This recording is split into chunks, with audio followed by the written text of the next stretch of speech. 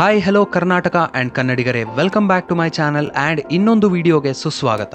ಇತ್ತೀಚೆಗೆ ಕೇಳಿರ್ತೀರಾ ಫೀಲ್ಡ್ಗೆ ಹೊಸ ಗಾಡಿ ಎಂಟ್ರಿ ಕೊಡ್ತಿದೆ ಅಂತ. ಹೊಸ ಗಾಡಿನ ಯಾವ್ದು ಗುರು ಅಂತ ಕೇಳ್ಬೋದು. ತಮ್ನೇಲ್ ಅಂಡ್ ಟೈಟಲ್ ನೋಡಿ ಆಲ್ರೆಡಿ ಗೆಸ್ ಮಾಡ್ಬಿಟ್ಟಿರ್ತೀರಾ. ಗೊತ್ತಾಗಿರುತ್ತೆ ನಿಮ್ಗೆಲ್ಲ ನಾನು ಯಾವ ಗಾಡಿ ಬಗ್ಗೆ ಮಾತಾಡ್ತಿದ್ದೀನಿ ಅಂತ. ಇಟ್ ಈಸ್ ನನ್ other than KTM adventure 390X. ಓ, ಯಾಕಪ್ಪ ಮತ್ತೆ ರೀ ರಿಲೀಸ್ ಆಗ್ತಿದೆ ಅಂತ ನೀವು ಕೇಳ್ಬೋದು. ಎಸ್, ಈ ಗಾಡಿ ಮತ್ತೆ ರೀ ರಿಲೀಸ್ ಆಗ್ತಿದೆ ಅಂಡ್ ಈ ಗಾಡಿಯಲ್ಲಿ ಸುಮಾರು ಫೀಚರ್ಸ್ ಮಿಸ್ಸಿಂಗ್ ಇದೆ. ಬಟ್ ಇದು ಒಳ್ಳೇದಾ ಕೆಟ್ಟದಾ ಅಂತ ನೀವು ಕೇಳೋದಾದ್ರೆ ಇದಕ್ಕೆಲ್ಲ ಉತ್ತರ ನನ್ನ ಹತ್ರ ಇದೆ. ಇದಕ್ಕೆಲ್ಲ ಆನ್ಸರ್ ಮಾಡೋದಕ್ಕಿಂತ ಮುಂಚೆ ನೀವೇನಾದ್ರೂ ನನ್ನ ಚಾನಲ್ ಅಲ್ಲಿ ಹೊಸ ವ್ಯೂವರ್ ಆಗಿದ್ರೆ ಒಂದು ಸಬ್ಸ್ಕ್ರೈಬ್ ಮಾಡಿ ಅಂಡ್ ವಿಡಿಯೋ ಇನ್ಫಾರ್ಮೇಟಿವ್ ಆಗಿದ್ರೆ ಒಂದು ಲೈಕ್ ಮಾಡಿ. Thank you so much. ಬನ್ನಿ ಕಂಟಿನ್ಯೂ ಮಾಡೋಣ. ವಿಡಿಯೋ ಅಲ್ಲಿ ನಿಮಗೆ ಯಾವ್ದೆಲ್ಲ ಫೀಚರ್ಸ್ ಮಿಸ್ಸಿಂಗ್ ಇದೆ ಅಂತ ನಾನು ನಿಮಗೆ ಕನ್ಫರ್ಮ್ ಮಾಡೋದಕ್ಕಿಂತ ಮುಂಚೆ ಈ ಗಾಡಿದು ಪ್ರೈಸ್ ಕಂಪ್ಯಾರಿಸನ್ ಮಾಡ್ಬಿಡೋಣ. So the old adventure 390 and the new adventure 390X. ನಿಮ್ಗೆಲ್ಲ ಗೊತ್ತು KTM ಅಡ್ವೆಂಚರ್ 390 2022 ಮಾಡಲ್ ಏನಾದ್ರೂ ಇದೆ. ಆನ್ ರೋಡ್ ಪ್ರೈಸ್ ಬಂದ್ಬಿಟ್ಟು 4,45,000 in Bangalore and in and across country ಬಂದ್ಬಿಟ್ಟು almost 4,40,000 on an average. But ಅದೇ ಗಾಡಿ 390 ಅಡ್ವೆಂಚರ್ X ಅಂತ ರಿಲೀಸ್ ಮಾಡಿ 3,60,000ಕ್ಕೆ ನಮ್ ಕೈಗೆ ಕೊಡ್ತಿದ್ದಾರೆ, which is 58,000 cheaper than adventure bike. ಮಾರಕ್ ರೆಡಿ ಆಗಿದ್ದಾರೆ. ನೀವು ತಗೊಳಕ್ ರೆಡಿ ಆಗಿದ್ದೀರಾ? ಗಾಡಿದು ಕ್ಯಾರೆಕ್ಟರ್ಸ್ ಎಲ್ಲಾ ಸೇಮ್ ಗುರು, ಬೇರೆ ಏನು ಡಿಫರೆನ್ಸ್ ಇಲ್ಲ. ಆದ್ರೂ ನಾನು ನಿಮ್ಗೊಂದ್ಸಾರಿ ಎಲ್ಲಾ ಸ್ಪೆಸಿಫಿಕೇಶನ್ಸ್ ಬಗ್ಗೆ ಕ್ಲೀನ್ ಆಗಿ ತಿಳಿಸ್ಕೊಡ್ತೀನಿ, ಗಮನ ಇಟ್ಟು ಕೇಳಿ. ಸೊ ಮೊದಲನೇದಾಗಿ ಇದ್ರ ಇಂಜಿನ್ ಕಡೆಗೆ ಬಂದ್ರೆ ಇದರಲ್ಲಿರೋದು 373.27cc single cylindered liquid cooled engine. As always ಬೇರೆ ಎಲ್ಲಾ KTM 390 ಗಾಡಿಗಳಲ್ಲೂ ಸೇಮ್ ಇಂಜಿನ್ ನಿಮಗೆ ಬರೋದು. ಈ ಇಂಜಿನ್ ಪವರ್ ಬಂದ್ಬಿಟ್ಟು ನಿಮ್ಗೆ 42.9 bhp at 9,000 rotations per minute. ಅದಾದ್ಮೇಲೆ ಇದ್ರದ್ದು ಟಾರ್ಕ್ ಬಂದು 37 Nm ಟಾರ್ಕ್ ಬರುತ್ತೆ ನಿಮ್ಗೆ. About the mileage once again please ದಯವಿಟ್ಟು ಮೈಲೇಜ್ ಬಗ್ಗೆ ಕೇಳ್ಬೇಡಿ. ನಿಮ್ಮೆಲ್ಲರಿಗೂ ಗೊತ್ತು KTM ಗಾಡಿಗಳು ಮೈಲೇಜ್ ಎಫಿಷಿಯಂಟ್ ಬೈಕ್ಸ್ ಅಲ್ಲ. Still as per the norms 30 kmpl ಸಿಗುತ್ತೆ. ಆಲ್ಸೋ ಇದ್ರ ಟ್ಯಾಂಕ್ ಸೈಜ್ ಬಂದ್ಬಿಟ್ಟು 14.5 ಲೀಟರ್ಸ್ ಆಫ್ ಪೆಟ್ರೋಲ್ ಇಟ್ಕೊಳುತ್ತೆ. Along with reserve fuel capacity is 2.9 litres.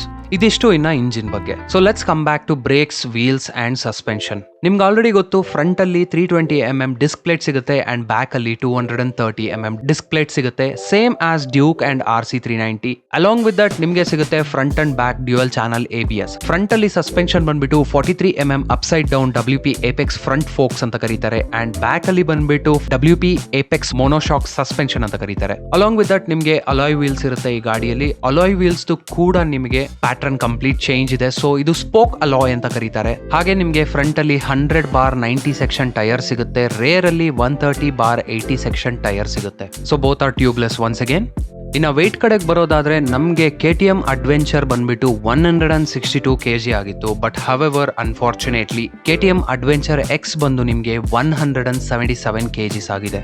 Adventure X ಅಲ್ಲಿ ಗ್ರೌಂಡ್ ಕ್ಲಿಯರೆನ್ಸ್ ಬಂದು ನಿಮ್ಗೆ 200mm ಸಿಗುತ್ತೆ. ಇದು ಒಂದು ಒಳ್ಳೆ ಫೀಚರ್. ಅಂದ್ರೆ ಡಬಲ್ಸ್ ಕೂತ್ಕೊಂಡು ನೀವು ಹಂಪ್ಸ್ ಹತ್ಸ್ಬೇಕಾದ್ರೆ ಕೂಡ ನಿಮ್ಗೆ ಅಂಡರ್ಬೆಲ್ಲಿ ಎಕ್ಸಾಸ್ಟ್ ಟಚ್ ಆಗೋದಿಲ್ಲ. ಈಗ ಬರೋಣ ನಮ್ಮ ಮಿಸ್ಸಿಂಗ್ ಫೀಚರ್ಸ್ ಕಡೆಗೆ. ಸೊ ನಮ್ಮ ಮಿಸ್ಸಿಂಗ್ ಫೀಚರ್ಸ್ ಅಂತ ನೀವು ಕೇಳೋದಾದ್ರೆ ಇದರಲ್ಲಿ 6 ಫೀಚರ್ಸ್ ಮಿಸ್ಸಿಂಗ್ ಇರುತ್ತೆ. ಅಂದ್ರೆ ಅಡ್ವೆಂಚರ್ ಅಂಡ್ ಅಡ್ವೆಂಚರ್ Xಗೂ ಏನ್ ಡಿಫರೆನ್ಸು ಅಂತ ಮೇಯ್ನ್ ಆಗಿ ಈ ಫೀಚರ್ಸ್ ಮುಖಾಂತರನೇ ನಾವು ತಿಳ್ಕೊಳೋದು. ಮೊದಲನೇದಾಗೆ ಕಾರ್ನರಿಂಗ್ ABS. ನಿಮ್ಗೆಲ್ಲರಿಗೂ ಗೊತ್ತು ಅಡ್ವೆಂಚರ್ ಅಲ್ಲಿ 2021 ಅಡ್ವೆಂಚರ್ ಲೇಟೆಸ್ಟ್ ಮಾಡೆಲ್ ರಿಲೀಸ್ ಮಾಡಿದಾಗ ಕಾರ್ನರಿಂಗ್ ABS ಜೊತೆಗೆ ಬಿಟ್ಟಿದ್ರು ಅಂಡ್ ಲೇಟರ್ ಆನ್ ಇವಾಗ ಕಾರ್ನರಿಂಗ್ ABS ತೆಗ್ದಾಕಿದ್ದಾರೆ ಅಡ್ವೆಂಚರ್ X ಅಲ್ಲಿ. ವೈ? ಬಿಕಾಸ್ ತುಂಬಾ ಗಾಡಿಗಳು ಅಡ್ವೆಂಚರ್ ಸೇಲ್ ಆಗ್ತಿಲ್ಲ. ಯಾಕಂತ ಅಂದ್ರೆ ಸುಮಾರು ಫೀಚರ್ಸ್ ಅಡಿಷನಲ್ ಆಗಿ ಹಾಕಿರೋದ್ರಿಂದ ಇಂಡಿಯನ್ ರೋಡ್ಸ್ ಬಂದಾಗ ಈ ಫೀಚರ್ಸ್ ಎಲ್ಲ ವರ್ತ್ ಇಟ್ ಆಗದಿರ ಇರೋದಕ್ಕೆ ಇದನ್ನೆಲ್ಲ ಮತ್ತೆ ರಿಮೂವ್ ಮಾಡಿ ಕೊಡ್ತಿದ್ದಾರೆ. ಸೊ ಅದರಲ್ಲಿ ಫಸ್ಟ್ ಒನ್ ಬಂದ್ಬಿಟ್ಟು ಕಾರ್ನರಿಂಗ್ ABS. ಕಾರ್ನರಿಂಗ್ ABS ಬಂದ್ಬಿಟ್ಟು ನೀವು ರೋಡ್ ಅಲ್ಲಿ ಹೋಗ್ಬೇಕಾದ್ರೆ ಫುಲ್ ಬೆಂಡ್ ಮಾಡಿದಾಗ ಏನಾದ್ರೂ ಸಡನ್ ಅಡ್ಡ ಬರೋದು ಇಲ್ಲ ಏನಾದ್ರೂ ಬರೋದು ಆದಾಗ ನೀವು ಬ್ರೇಕ್ ಹಿಡಿದ್ರೆ ನಿಮ್ಮ ಗಾಡಿ ನಿಮ್ ಕೈಯಲ್ಲಿ ಕಂಟ್ರೋಲ್ ಅಲ್ಲಿ ಇರುತ್ತೆ. So you can control the bike. ಅದೇ ರೀಸನ್ ಇಂದ ಕಾರ್ನರಿಂಗ್ ABS ಅಂತ ಕರೆಯೋದು. ಕಾರ್ನರಿಂಗ್ ABS ಇಲ್ದಿರಾ ಇದ್ರೂ ABS ಮುಖಾಂತರ ನಾವು ಗಾಡಿನ ಕರೆಕ್ಟ್ ಆಗಿ ಕಂಟ್ರೋಲ್ ಮಾಡಿ ನಿಲ್ಲಿಸಬಹುದು. ಮೂವಿಂಗ್ ಆನ್ ನೆಕ್ಸ್ಟ್, ಅಡ್ವೆಂಚರ್ ಅಲ್ಲಿ ನಮಗೆ 2 ರೈಡಿಂಗ್ ಮೋಡ್ ಸಿಕ್ತಿತ್ತು, which is street mode and of road mode. All right, ನನ್ನನ್ನ ಕೇಳೋದಾದ್ರೆ ಈ ಫೀಚರ್ಸ್ ಬೇಕಾಗಿಲ್ಲ. ವೈ? ಬಿಕಾಸ್ ಇವಾಗ ಸುಮಾರು ಗಾಡಿಗಳು ನಮ್ಮ ಇಂಡಿಯನ್ ರೋಡ್ಸ್ ಅಲ್ಲಿ ಓಡಾಡ್ತಿದೆ. ನಿಮ್ಗೂ ಗೊತ್ತು ಪಲ್ಸರ್ ಆಗ್ಲಿ ಇಲ್ಲ ಅಂತ ಅಂದ್ರೆ KTM ಕಂಪನಿದು ಡ್ಯೂಕ್ 390ನೇ ಆಗ್ಲಿ, ಪ್ರೆಸೆಂಟ್ ಅಲ್ಲಿ ಏನಿದೆ ಆ ಗಾಡಿಗಳಿಗೆ ಯಾವುದಕ್ಕೂ ರೈಡಿಂಗ್ ಮೋಡ್ ಅನ್ನೋದಿಲ್ಲ. So I don't think riding modes ಅನ್ನೋದು ಬೇಕಾಗಿದ್ದಿಲ್ಲ.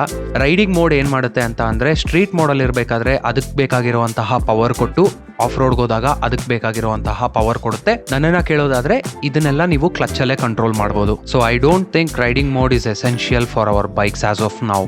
ಮೂವಿಂಗ್ ಆನ್, ನಮಗೆ ಈ ಗಾಡಿಯಲ್ಲಿ colour TFT display and switches ಇರೋದಿಲ್ಲ. ಇದು ಒಂಥರ ಬೇಸರವಾದ ವಿಚಾರ ಅಂತಾನೆ ಹೇಳ್ಬೋದು. ಅಟ್ಲೀಸ್ಟ್ ಕಲರ್ TFT ಡಿಸ್ಪ್ಲೇ ಕೊಟ್ಟು ಒಂದು 10,000 rupees ಎಕ್ಸ್ಟ್ರಾ ಮಾಡಿದ್ದು ಬೇಜಾರಾಗ್ತಿದ್ದಿಲ್ಲ. They have remove the colour TFT display, black and white display ಕೊಟ್ಬಿಟ್ಟಿದ್ದಾರೆ ನಮ್ಮ 390 ಗಾಡಿಗೆ. Still I think it's fine, because ನಮಗೆ ಬೇಕಾಗಿರುವಂತಹ ಮಾಹಿತಿ ಎಲ್ಲ ಅದೇ ಡಿಸ್ಪ್ಲೇ ಮೇಲೆ ಸಿಗುತ್ತೆ, black and white LCD screen ಅಲ್ಲಿ. ಅಂಡ್ ನೀವು ಏನಾದರೂ RC390, ಡ್ಯೂಕ್ 390 ಅಂಡ್ ಅಡ್ವೆಂಚರ್ 390 ಅಲ್ಲಿ ಲೆಫ್ಟ್ ಸೈಡ್ ಅಲ್ಲಿ ಸ್ವಿಚಸ್ ನೋಡ್ತೀರಾ, ಆ ಸ್ವಿಚಸ್ ಅಡ್ವೆಂಚರ್ 390 X ಅಲ್ಲಿ ನಿಮ್ಗೆ ಕಾಣಿಸೋದಿಲ್ಲ, ಬಿಕಾಸ್ ಕಲರ್ ಡಿಸ್ಪ್ಲೇನೇ ಇಲ್ದಿರ ಇರಬೇಕಾದ್ರೆ ಸ್ವಿಚಸ್ ನ ಕೊಟ್ಟು ಏನ್ ಮಾಡಕ್ಕಾಗುತ್ತೆ ಅಲ್ವಾ. So most of the information ಒಂದೆರಡು ಬಟನ್ಸ್ ಕೊಟ್ಟಿರ್ತಾರೆ ಸ್ಕ್ರೀನ್ ಮೇಲೆನೆ, ಆ ಬಟನ್ಸ್ ಇಂದಾನೆ ನೋಡ್ಕೊಬಹುದು. Moving on to Bluetooth connectivity. So Bluetooth connectivity option ಕೂಡ ತೆಗೆದಾಕಿದ್ದಾರೆ. I don't think this is worth it. Once again, adventure 390 ಅಲ್ಲಿ ವರ್ತ್ ಇಟ್ ಇರ್ಬೋದು, ಬಟ್ ಡ್ಯೂಕ್ 390 ಅಂಡ್ RC390 ಅಲ್ಲಿ ವರ್ತ್ ಇಟ್ ಇದ್ದಿಲ್ಲ. ನಾನು ಡ್ಯೂಕ್ 390ನ ಯೂಸ್ ಮಾಡಿದಾಗಿಂದ ಈ ಫೀಚರ್ನ ಒಂದೇ ಒಂದು ಸಾರಿ ಯೂಸ್ ಮಾಡಿದ್ದೀನಿ, ಅದಕ್ಕೆ ಮೇಲೆ ನಾನು ಯೂಸ್ ಮಾಡಿಲ್ಲ. I have turned of my Bluetooth and ಸೈಡ್ಗೆ ತೆಟ್ಬಿಟ್ಟಿದ್ದೀನಿ. ಯಾಕೆ ಬ್ಲೂಟೂತ್ ಕನೆಕ್ಟಿವಿಟಿ ಜಾಸ್ತಿ ಯೂಸ್ ಮಾಡೋದಿಲ್ಲ ಅಂತ ನೀವು ನನ್ನನ್ನು ಕ್ವಶನ್ ಮಾಡಿದ್ರೆ, the pairing is not proper. ಅಂದ್ರೆ ಸರಿಯಾಗಿ ಪೇರ್ ಆಗೋದಿಲ್ಲ. ನಾವು ಫೋನ್ ನಾನು ಗಾಡಿಗೆ ಕನೆಕ್ಟ್ ಮಾಡಬೇಕು, ಬ್ಲೂಟೂತ್ ಹೆಡ್ಸೆಟ್ ನಾನು ಗಾಡಿಗೆ ಕನೆಕ್ಟ್ ಮಾಡಬೇಕು.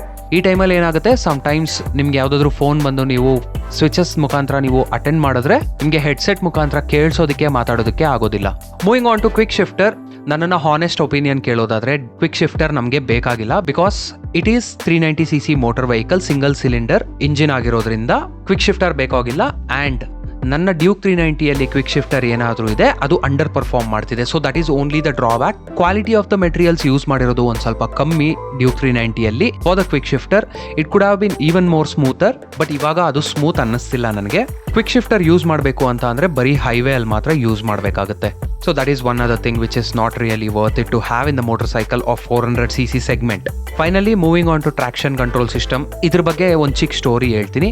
ಟ್ರಾಕ್ಷನ್ ಕಂಟ್ರೋಲ್ ಸಿಸ್ಟಮ್ ಯಾವಾಗ ಯೂಸ್ ಆಗುತ್ತೆ ಅಂತ ಅಂದ್ರೆ, ರೋಡ್ ಮೇಲೆ ಮಣ್ಣು ಅಥವಾ ಲೂಸ್ ಗ್ರಾವಲ್ಸ್ ಇದ್ರೆ ಸಡನ್ ಆಗಿ ನಾವು ಆ ಮಣ್ಣು ಮೇಲೆ ಹೋದಾಗ ವೀಲು ಹೆವಿ ರೊಟೇಷನ್ ಹೊಡಿಯುತ್ತಲ್ಲ, ಸೊ ಆ ರೊಟೇಷನ್ ಟೈಮ್ ಅಲ್ಲಿ ಟ್ರಾಕ್ಷನ್ ಕಂಟ್ರೋಲ್ ಯೂಸ್ ಆಗುತ್ತೆ. ಏನಕ್ಕೆ? ವೀಲ್ ನ ಕಂಟ್ರೋಲ್ ಅಲ್ಲಿ ಇಡುತ್ತೆ and it won't spin more. ನೀವ್ ಅನ್ಕೊಂಡಿರೋ ತರ ಟ್ರಾಕ್ಷನ್ ಕಂಟ್ರೋಲ್ ಆಫ್ ರೋಡ್ ಅಲ್ಲೆಲ್ಲ ಯೂಸ್ ಮಾಡಕ್ಕಾಗಲ್ಲ, ಬಿಕಾಸ್ ಆಫ್ ರೋಡ್ಗೆ ಹೋಗಾದ್ಮೇಲೆ ನಾವು ಟ್ರಾಕ್ಷನ್ ಕಂಟ್ರೋಲ್ ಸಿಸ್ಟಮ್ ನ 100% ಆಫ್ ಮಾಡಲೇಬೇಕು. And once again this feature is not worth it, because most of the controls ನಾವು ಕ್ಲಚ್ ಅಂಡ್ ಗೇರ್ ಇಂದಾನೆ ಕಂಟ್ರೋಲ್ ಮಾಡ್ತೀವಿ. And also there is dual channel ABS. So ಈ ಮೂರಿಂದಾನೆ main ಆಗಿ ಎಲ್ಲ control ಆಗ್ಬಿಡುತ್ತೆ. We would not require traction control as well. But ನನ್ನ ಪ್ರಕಾರ ನೀವು ಈ ಗಾಡಿ ವರ್ತ್ ಇಟ್ಟಾ ಇಲ್ವಾ ಅಂತ ಕೇಳೋದಾದ್ರೆ it is 100% worth it. Except ಒಂದೇ ಒಂದು ಬೇಜಾರ್ ಏನು ಅಂತ ಅಂದ್ರೆ, ಒಂದು ಕಲರ್ TFT ಡಿಸ್ಪ್ಲೇ ಕೊಟ್ಬಿಟ್ಟಿದ್ರೆ the bike would have been very worthy for this price. ಇನ್ನ ಒಂದು 10,000 ಎಕ್ಸ್ಟ್ರಾ ಆಗ್ಬಿಡುತ್ತೆ ಅನ್ನೋ ಒಂದೇ ಒಂದು ಕಾರಣದಲ್ಲಿ ಎಲ್ಲಾರ್ಗೂ ಅಫೋರ್ಡಬಲ್ ಆಗ್ಲಿ ಅಂತ KTM ಕಂಪನಿಯವರು ಈ ತರ ಒಂದು ಫೀಚರ್ಸ್ ನ ತೆಗೆದು ನಿಮ್ಗೆ 390cc ಇಂಜಿನ್ ನ ಕೈ ಕೊಡ್ತಿದ್ದಾರೆ.